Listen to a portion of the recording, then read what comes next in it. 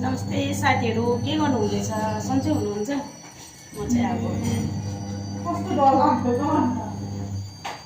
सब्जी बनाऊ। सब्जी मिन्स अब मटन। आउनुहोस् है रेणुको किचनमा खानु लागि। मटन आज मजाले भुटेर मात्रै खाऊँ भनेको। अघि 12 बजी त ग्रेभी बनायौँ हो, खायौँ। अब फेरि पचौडी पनि बनाएर खायौँ।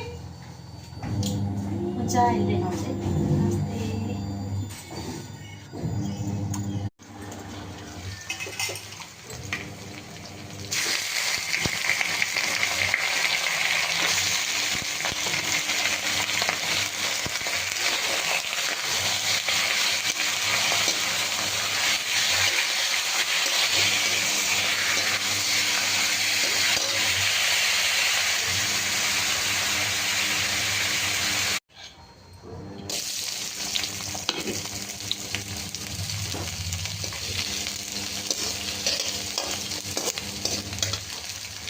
मासु चाहिँ यसरी फ्राई गर्दैछु।